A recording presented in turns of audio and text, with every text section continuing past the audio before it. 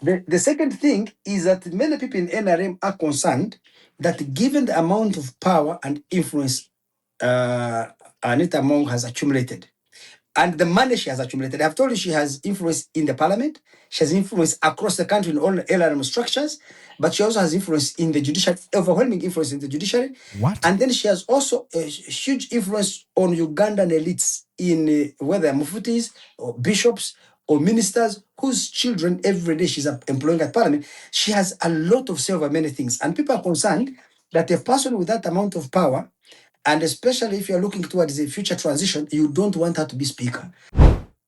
Your Excellency, that patience of yours, maybe enough is enough. Your Excellency, that patience of yours, maybe enough is enough. Imagine. I mean, I will wait for you to give me 5 people who have confronted Museveni in this way, who have told him blunt, hey, I think you're too patient. How about we get rid of Betty Amongi? The leverage that the Anitas have built using money. Yep. If they keep quiet with their means of violence, they will be ignored. So they are also creating their own thing. So Anita has made sure, and another thing, Charles, has happened quietly. Power has. So Anita is a specialist in money politics. The other ones are specialists in violent politics. And that is what counts now. That's why I said. And that's what counts now.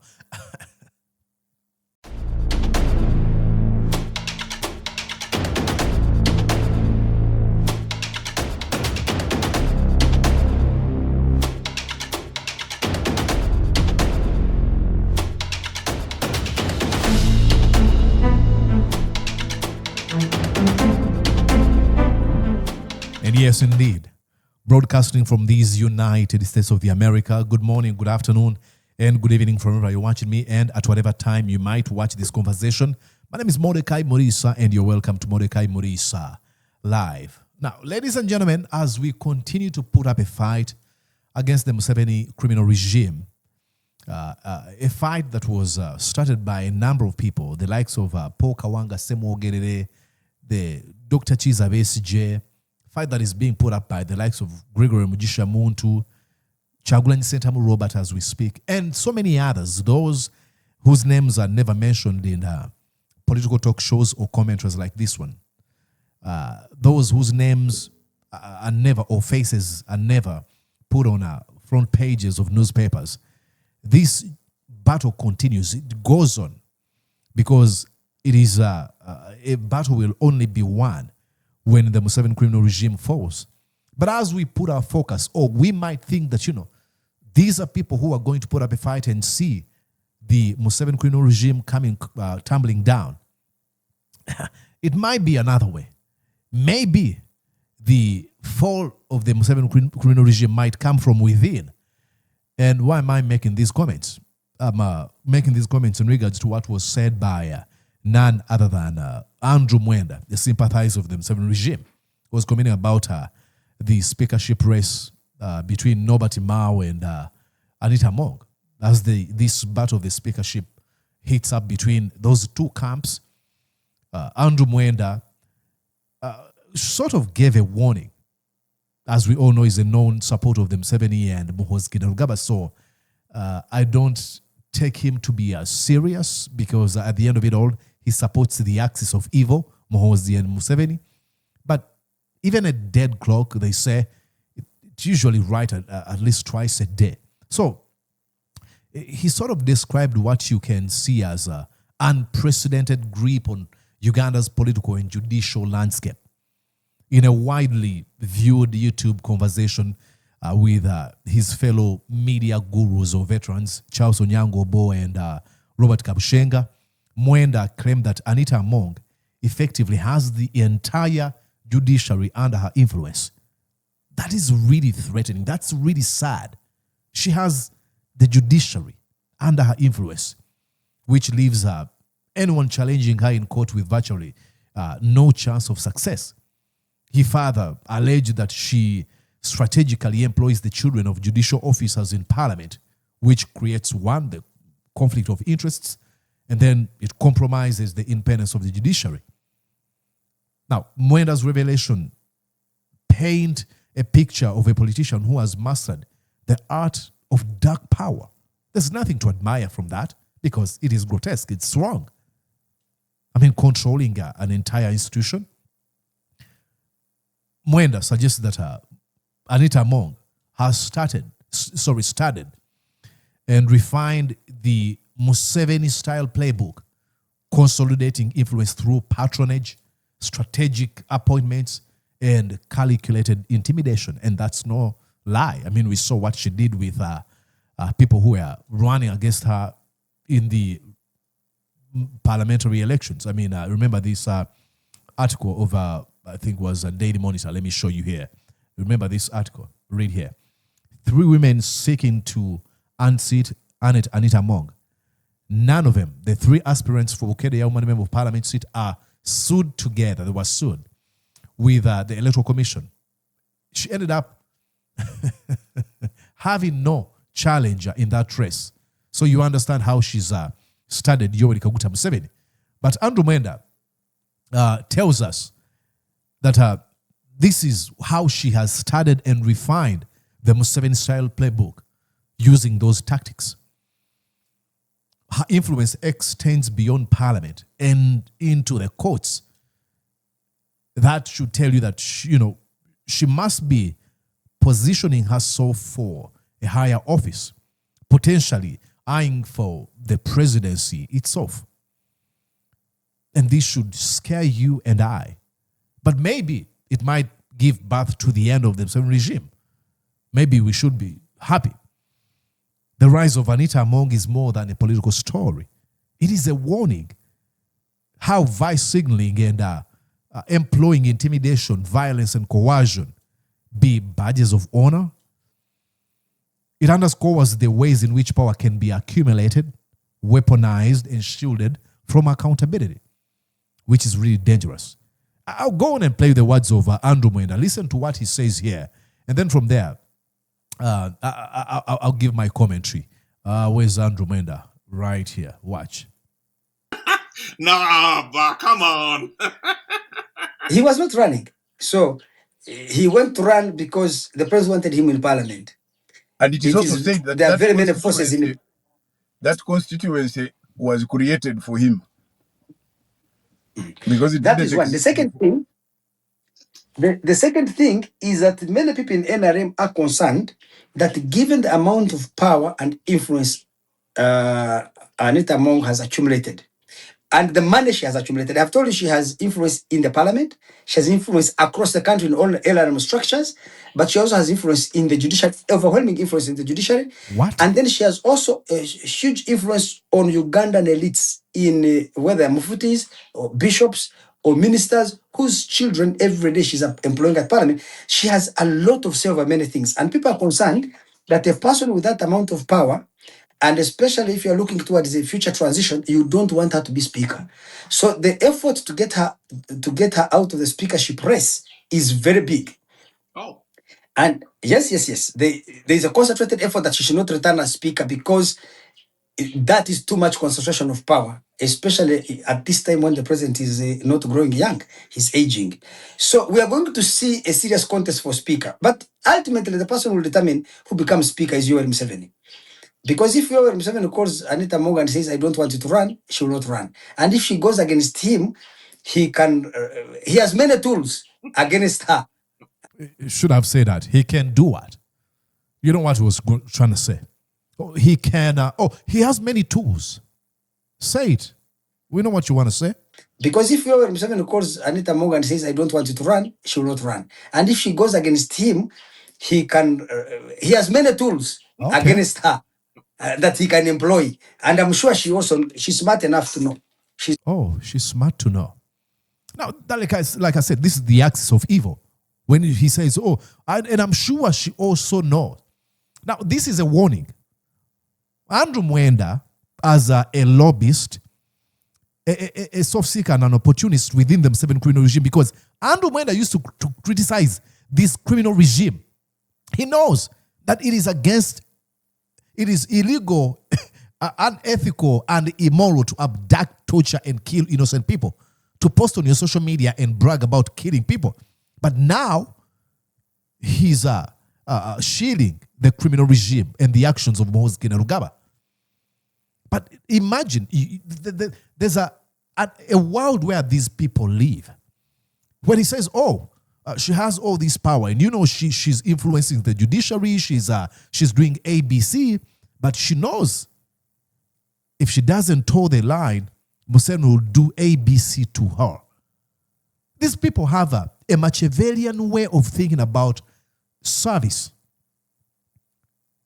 And this is one thing I really, really hate about her. Overstaying in power. You come to a point where you really think that you are entitled to be in a certain position, that other people challenging you is actually a literal crime. It is really sad, but that's what he said. And rightly so. Anita Among, whose influence has really gone beyond any form of our imagination. I think I've not seen as many politicians who have confronted Yoweri Museveni and asked him to be grotesque, to be bad. Now, that tells you something. Given the extent of the brutality, the lawlessness, and the impunity we see being used by the Museveni himself and his minions, imagine Anita Among saying, hey, Museveni, you got to be tough. Let me play this video. Hey, don't take my word for it. Listen here. This is when she was asking him to rein in on Betty Among. Your Excellency, that patience of yours, maybe enough is enough. Your Excellency, that patience of yours, maybe enough is enough. Imagine.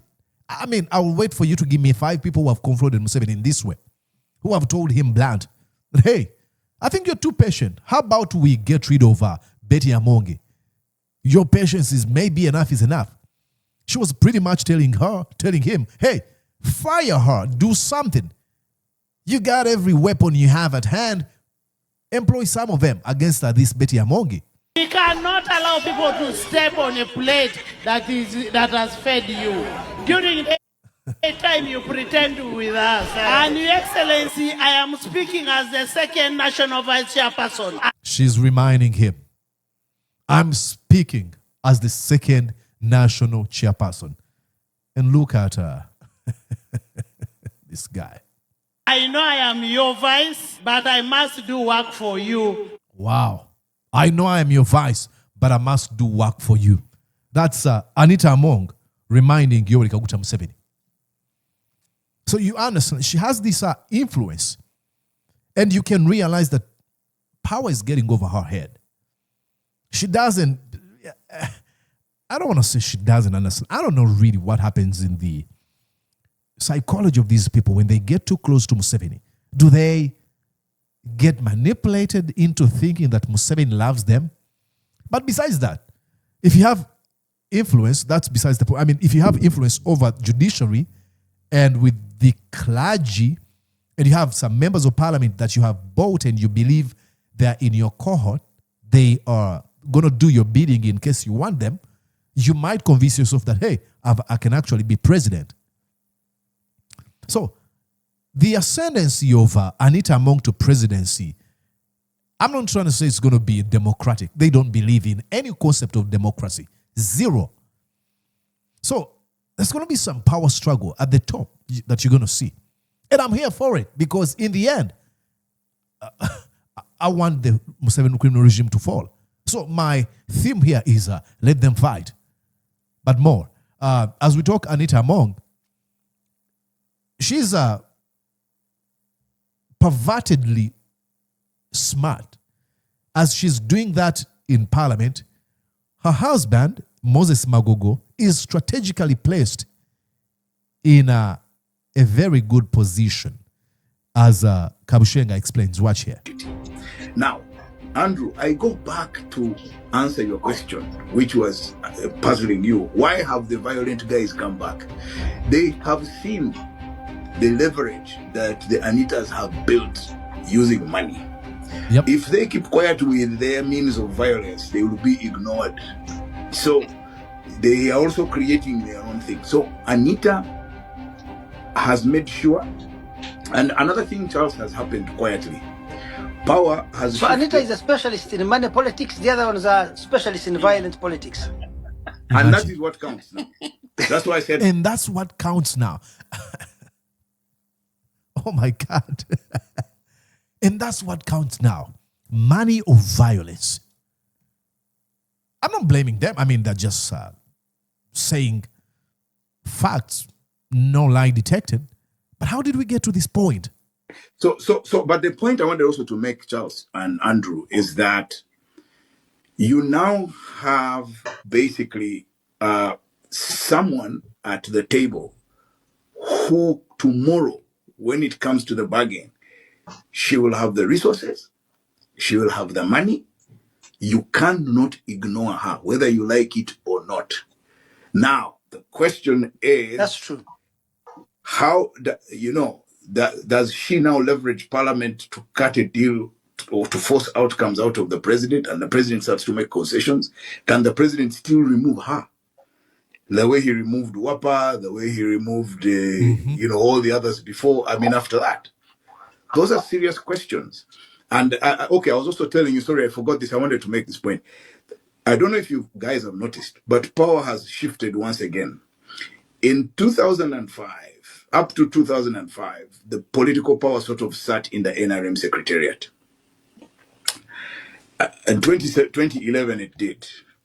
2015, to some extent, it shifted from actually after 20. I think he goes into explaining that. But he was talking about how Moses Magogo, the husband to Anita Among, has influence in a subtle way that many people do not realize.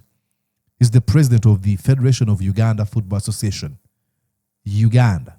It covers the entire nation. Could they be building something that Muhoozi and Museveni are not able to recognize? Remember, everything they're doing, I'm not trying to say, I don't want you to look at this and be like, oh man, Anita Among is smart. No, they're not.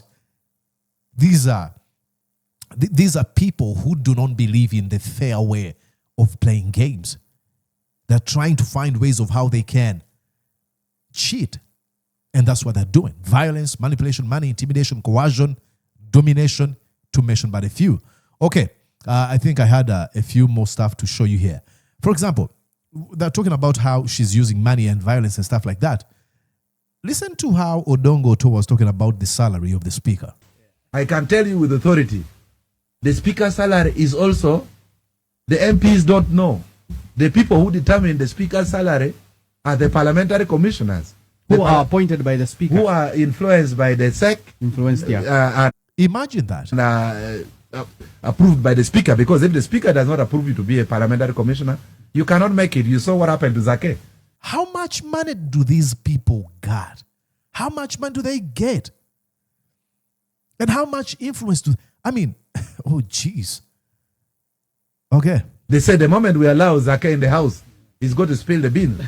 But my wild guess, me Esoto, the speaker's monthly earning is 500 million. Oh, my Lord. The speaker's monthly earning is 500 million shillings. And I would argue, I think he's trying to be conservative with those numbers. I won't be surprised if it is more than 1 billion shillings. The amount of wealth this lady has, it is unimaginable. It is unbelievable. Look at this mansion she built in Bukedea. Look at this. But this is nothing, actually. This is just a drop in the ocean. With the allegations of the amount the amount of money she's been using in buying off people, fielding candidates, invested with some folks to pretend as though they're opposition in oppositional politics. I think I saw an article where somebody wrote about that. I will have to see here. All the ministers allow. Listen to how she speaks. That Anita. Okay, Anita Among, everywhere. Oh, where did I save it? Oh, I'm sorry. I had saved. Okay, yeah, it's right here.